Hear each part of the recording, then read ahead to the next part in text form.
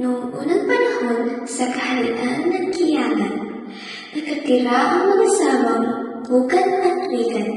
Matagal nang nagsasama ang dalawa, ngunit kailanman ay hindi sila nagkaroon ng mga anak.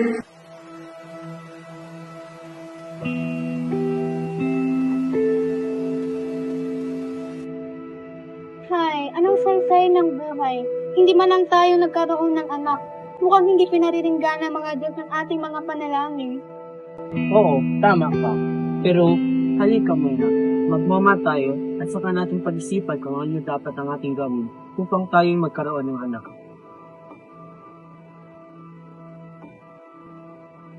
Matagal na nag-isip ang mag-asawa hanggang sa napagdesisyonan ni Bugan na maglakbay patungo sa tahanan ng mga Diyos sa silangan. Pupuntahan niya ang isang Diyos na si Bumabakar at ang mga Diyos na si Ningin, Hera, Demeter at Athena.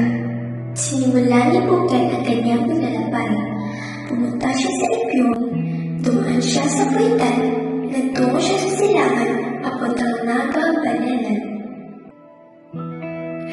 Tumunig siya sa ilog ng Kinakin at narating niya ang lawa sa Ayaman. Nakakita siya ng ikat sa lawa, tinanong siya ito. Saan ka mapunta, Bugan? Pupunta ako sa silangan. Hahanap ako ng lalamon sa akin sapagkat hindi kami nagkaroon ng anak ni Wigan. Pugaw na ko, Bugan. Sige, tungo ka sa silangan at makipagkita sa mga Diyos. Pinagpatuloy ni Bugan ang kanyang paglalakbay patungo sa lugar ng mga Diyos. Narating niya ang lawa sa lagon. Nakita niya roon ang isang buwaya. Tinanong siya ito. Tao, ba't ka naririto? Ako si Bugan ng Kiyangan. Naghahanap ako ng lalamon sa akin. Wala kaming anak ng aking asawa. Hay, hindi kita pwedeng kainin dahil napakaganda mo. Pagpatuloy mo na lamang inyong paglalakbay. Sa narinig ay muling naglakbay si Bugan at nakarating sa tahanan ng kinatatakutang pating. Nilabanan niya ang pangangantog ng kanyang tuhod, hinarap ang pating at nagwika ng, Pakiusap, kainin mo na ako. Kami ng aking asawa ay walang anak. Ayoko nang mabuhay pa kung hindi kami magkakaroon ng anak. Isang malaking kahihiyan kapag kinain kita. Napapaganda mo. Halika muna sa aking tahanan bago mo ipagpatuloy ang iyong paglalakbay.